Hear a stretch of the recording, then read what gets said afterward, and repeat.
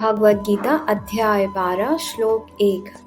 अर्जुन उवाच एवं सततयुक्ता ये भक्तास्त्वां पर्युपासते ये चाप्याक्षरम् अव्यक्तं तेषां के योगवित्तमाः। अर्जुन ने पूछा, जो आपकी सेवा में सदैव तत्पर रहते हैं या जो अव्यक्त निर्विशेष ब्रह्म की पूजा करते हैं, इन दोनों में से किसे अधिक पूर्ण सिद्ध माना जाए। अब तक कृष्ण साकार निराकार एवं सर्वव्यापकत्व को समझा चुके हैं और सभी प्रकार के भक्तों और योगियों का भी वर्णन कर चुके हैं। सामान्यतः आध्यात्मवादियों को दो श्रेणियों में विभाजित किया जा सकता है, निर्विशेषवादी तथा सगुणवादी। सगुणवादी भक्त अपनी सारी शक्ति से परमेश्वर की सेवा करते हैं। निर्विशेषवादी भी कृष्ण की सेवा करते हैं, किंतु प्रत्यक्ष रूप से ना करके वह अप्रत्यक्ष निर्विशेष ब्रह्म का ध्यान करते हैं।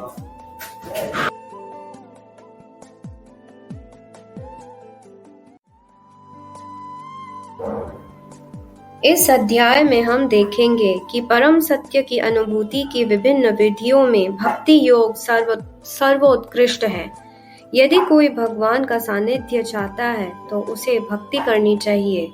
जो लोग भक्ति के द्वारा परमेश्वर की प्रत्यक्ष सेवा करते हैं वे सगुणवादी कहलाते हैं।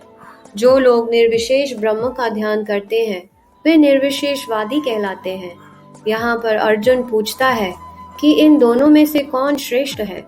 यद्यपि परम सत्य के साक्षात के अनेक साधन हैं, किंतु इस अध्याय में कृष्ण भक्ति योग को सबों में श्रेष्ठ बताते हैं। यह सर्वाधिक प्रत्यक्ष है और ईश्वर का सानिध्य प्राप्त करने के लिए सबसे सुगम साधन है। भगवद गीता के 12वें अध्याय में भगवान ने बताया है कि जीव भौतिक शरीर नहीं है, वह आध्यात्मिक स्फुलिंग है और परम सत्य परम पूर्ण है। 7वें अध्याय में उन्होंने जीव को परम पूर्ण का अंश बताते हुए पूर्ण पर ही ध्यान लगाने की सलाह दी है।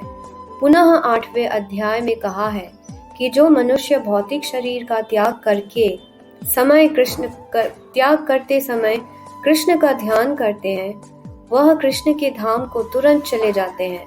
यही नहीं, 6ठे अध्याय के अंत में भगवान स्पष्ट कहते हैं कि योगियों में से जो भी अपने अनंत कर्ण के निरंतर कृष्ण का चिंतन करता है वही परम सिद्ध माना जाता है।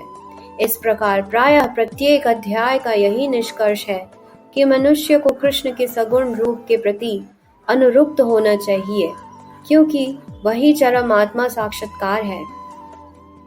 इतने पर भी ऐसे लोग हैं जो कृष्ण के साकार रूप के प्रति अनुरुक्त नहीं है।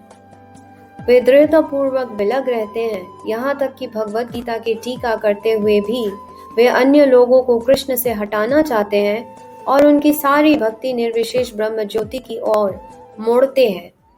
वे परम सत्य के उस निराकार रूप का ही ध्यान करना श्रेष्ठ मानते हैं जो इंद्रियों की पहुंच के परे है तथा अप्रकट है। इस तरह सचमुच में अध्यात्मवादियों की दो श्रेणियां हैं।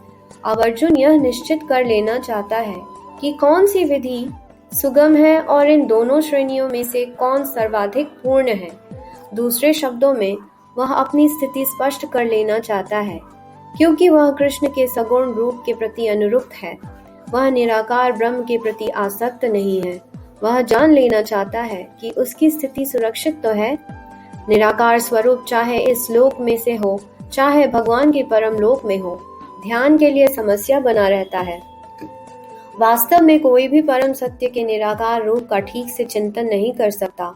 अतः अर्जुन कहना चाहता है कि इस तरह से समय गंवाने का क्या लाभ।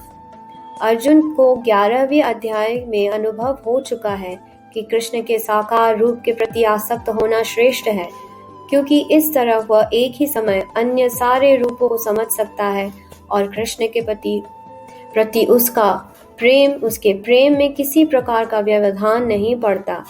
अतः अर्जुन द्वारा कृष्ण से इस महत्वपूर्ण प्रश्न के पूछे जाने पर परम सत्य के निराकार तथा साकार स्वरूपों का अंतर स्पष्ट हो जाएगा।